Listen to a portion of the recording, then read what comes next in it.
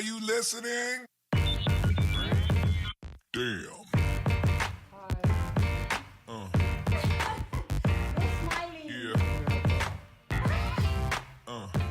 I promise you, marketers have the best jobs, right? So let me give you a background. Imagine coming to work on a Friday for team building. Instead of going out for pizza, as some of your companies do, your CEO says, let's get tattoos. Darren Morris, please tell us why we need to work at Lucky Hustle. What must we do to come work at Lucky Hustle so we can get the tattoo benefits? If you want to work at Lucky Hustle, you need to be the best of the best in the industry, and then we will probably find you and bring you over. So if you are the best of the best in the industry, then generally we open our doors to you, and then you get free tattoos. Is a love for tattoos and needles like a prerequisite, or? It's a pro. I mean, it's a pro. It's a pro. I would definitely mention that on mail.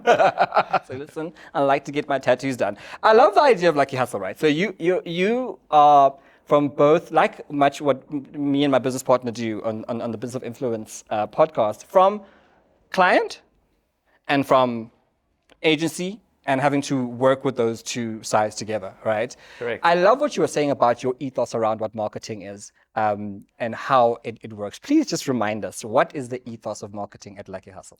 So you're 100% right. We were from client and agency side, both sides of the fence, and we actually realized that this industry is a little bit lost.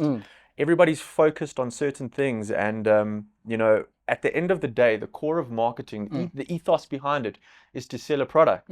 And a lot of the time, everybody, and creativity is amazing. We have to be creative in this industry, but creativity can be lost.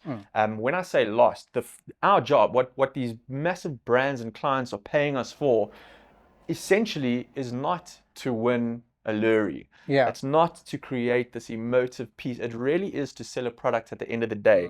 And that's what we literally live by, is how to take a product from A to B, to convert it and to get a sale, essentially. I'm loving that, because in a roundabout way, or in an unorthodox way, you're doing what the point of marketing has always been, right? To sell the stupid product. 100%. And everyone sort of sometimes almost over innovates to the point where we 100%. forget what the primary part of the job is. 100%. Chat to me then about this world of AI, right? Because artificial intelligence is like the buzzword in everyone's lexicon right now. When we were doing an episode around AI, it took us about 4 weeks of us going back and forth because we just didn't know how to tackle it, right? How do we move from, marketing and selling the thing, but in a climate where AI is literally the new baby that everyone wants to kiss? AI is the beautiful baby that everyone wants to kiss, and I love it. We love AI. AI was, overnight, especially on platforms like LinkedIn, you saw everybody all of a sudden became this AI expert overnight. Yeah, I did. Like job descriptions changed from like brand manager to like brand manager AI specialist. I think AI is incredible. A lot of people have that fear that it's taking our jobs. Yeah. And still to this day, I see, forums and comments where people are literally talking about, no, this is stupid, it's taking away business from people. But this is literally the direction that marketing is going in. If we don't use it and jump on it, we're literally going to be left behind. And it's not essentially that AI is taking our jobs. The people that are going to take your jobs are the people that understand and are learning AI now. So what then is the function of AI, right? Because I think a big issue is that for us non-marketers, when we hear about AI, we hear about how you've used artificial intelligence to replace human intelligence, right? So where I am the guy who presents this show, tomorrow you'll make like a little bot that looks like me, only doesn't have to do as many takes and doesn't take as many coffee breaks and can do the same thing. I think maybe what is AI going to do so that we can alleviate our fears a bit? So the function of AI, not only in marketing, but in every industry in general, is actually it's quite simple. It's to save us time and money. And one of the brands, actually, I can't remember who it was, one of the banking brands always said, saving you time, saving you money, putting you first. That's actually essentially what AI does, because we live in a world, and aside from marketing, this is any industry. We're living in a world where we literally don't have time. We start, as our eyes wake up, we're there on our laptops, we're working. And then you hear people complaining about, I don't have time for my kids, I don't have time for gym, I don't have time. Weekends even, weekends are our time to like go through our admin and do our mails. And that's what AI essentially is there to do across the border. It's to save us time and essentially money. And when I say that, things like going through your hundreds of mails that you may get over 2 days of being at this conference. Yeah. There's tools now to say, you know what, you don't have to literally go and read through all of them. I hear you. We'll summarize, what you've missed, what's important to respond to.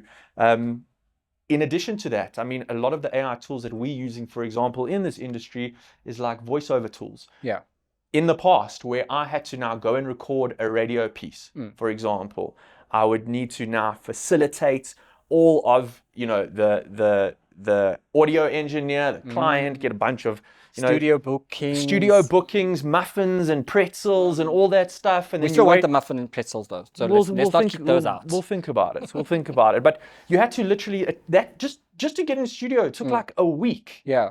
Then literally after studio, now everybody's mixing and that takes another day or two, and then you've only got your final piece. Now, with AI, literally, I can go, while we're having this conversation, I can take a voiceover that I've used before.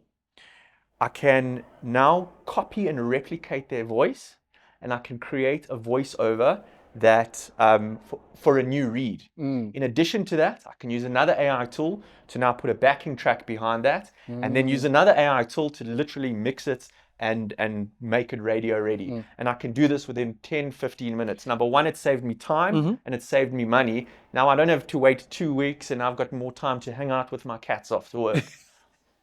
Garfield and Fluffy.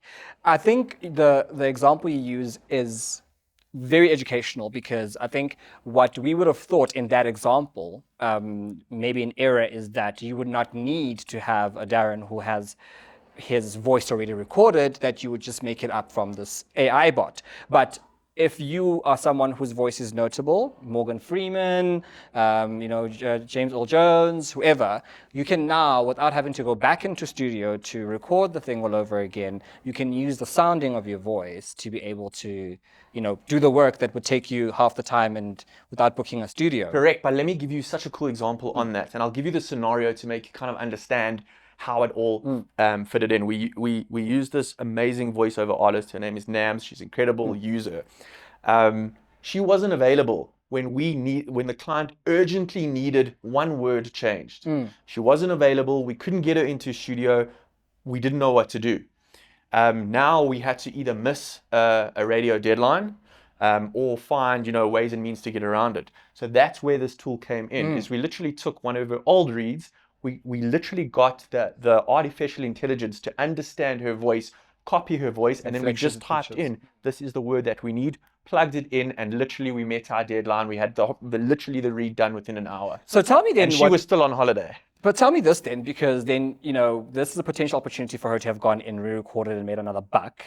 But we could legislate and regulate the industry such a way that you still, just because you're using her voice, which is her personal IP, she still gets to cut her check. Yes. You know what I mean? Because you guys like the way she sounds or whatever. I mean, I have an experience where another radio friend of mine she used to do the numbers, in the top 40? Yes. With she was a girl would say number 4, number 3. Okay. And she'd have to record the number like 12 times so that it can, in every potential inflection to be able to do it. Now, you're saying to me she could have gone and done it in 10 minutes and have 1 to 40 done in the same way that the brand wants it. Yeah, and we could even count to 100 if we need it in the future. But policy-wise then, what do we do about having to regulate that, right? Because I can see a potential of this going, you know what I mean? It's like with every good innovation that we've had as human beings, there's some guy out there going, how can I do this for bad? Yeah. What do we do then to make sure your voice is not used in the wrong way? Well, it's such a good question. Right now, and I'm by no means a lawyer. Luckily, I am. Oh, you're a lawyer. Brilliant. I'm glad you asked the question then. Okay, cool. So I'm by no means a lawyer. So I don't know where in the legislation this is right now. Yeah. But what I can tell you is that it's going to cause problems and it's going to be discussed because it really goes against things like usages. Yeah. Number one, we did obviously ask NAMS for her permission to do that. absolutely. But let's say, for example, we didn't, or let's say, for example, we're like, oh, hey, we've got to record something else. Let's just clone NAMS's old voice and like make 3 new radio ads. Now we don't have to pay performance fees. Now we don't have to pay usages. It's such a tricky question because at the end of the day, I don't know where it's going. If I look at what happened in the past, let's say, for example, with something like DVDs, for example, there was a massive thing around piracy. And if you went to go, buy a DVD, you'd go to those guys at the robots and they had that blue plastic packet. Yeah, and they'd cough and then you'd open your window down and they'd put like Terminator 2 in your face. And you hope it's Terminator 2 in there. And it was literally in like an inkjet printed thing folded over. And now, gone are those days, gone are those days of piracy laws. Everybody's streaming. Yeah. This podcast is probably going to be streamed. Yeah, definitely.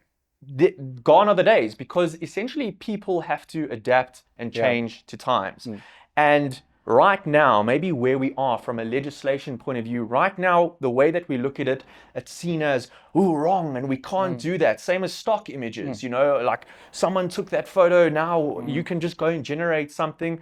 So the way that I see it is, yes, right now, maybe there's slaps on the wrist that are going to happen, but in the near future, it's going to be the norm. And if voiceover artists and industries like stock libraries don't actually adapt to this change and try and figure out new ways of doing their business, then they're going to fall behind. The people that are literally just standing there blowing the whistle and making a noise, you're going to fall behind. Go and be like a Netflix, or a Spotify who realized what's going to happen in this industry and change their business model around that. And I think voiceover artists, talent agents, stock libraries should all be doing the same thing. I think in the near future, there'll be some level of, similar to having, a bank of your ID number, your name, your social securities, and all those idiosyncrasies about yourself. Your voice, your image will then form part of the things that you're able to rent out. So you're able to go to Darren and say, listen, can I borrow your face? We like someone with tattoos like you.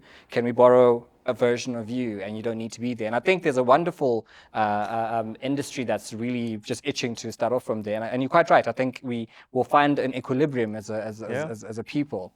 Chat to me then, how do we, while we're trying to understand this business, right, how do we then keep on the cutting edge? I'm appreciating that, Lucky Hustle is doing this wonderful synergy of old and new, brand and client, corporate and client, and you guys have found the sweet spot in between.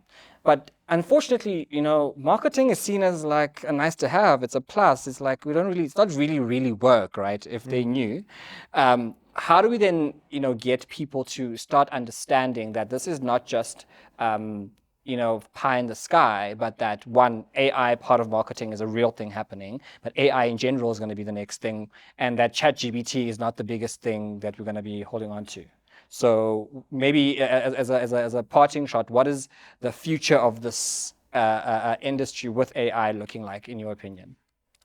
The future of our industry is, look, there's super exciting times ahead, and I think, with AI, because AI is not a new thing. Yeah. AI has been called machine learning for the last 10, 15 years. I mean, Google ads, algorithms, all of this stuff, even like smartwatches. I mean, that's all AI now, but really it's just machine learning for years and years. So it's not like it's a new thing. This is where we are in our evolution of it right now.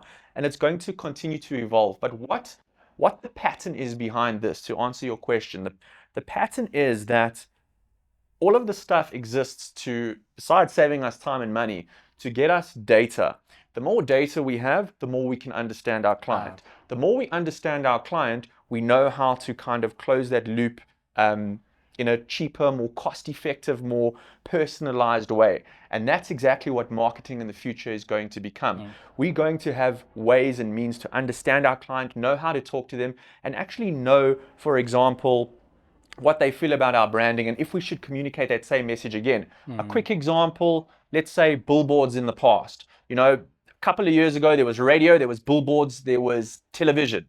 There was a lot of assumption. People assumed, okay, cool, here's my message on a billboard, here's my message on TV, here's my message on radio. we don't know what people feel about it. Yeah. Yes, we see sales results, but we don't know what people feel about it. Then social media came in. Now people can tell you what they feel. The real life response. And we've seen many brands that know exactly what people feel. And now we're getting to that next phase, and that's what the future is with AI, is that we're understanding how people feel, and we're understanding how to adapt our ads using data around that to serve content to make them feel better about the brand. And that's what I believe the future is. I think Lucky Hustle is really going to make this an industry worth looking out for, but also the comfort in knowing that the old and the new are still talking to each other, Yeah. and that it won't just change overnight, and that when it does change, it will be for the benefit of humanity. So, Darren, thank you so much for chilling with us on the grey couches right here in the Business of Influence podcast. Let me tell you, info, piece by piece by piece, coming in with every single guest we have in these couches. So don't you go anywhere.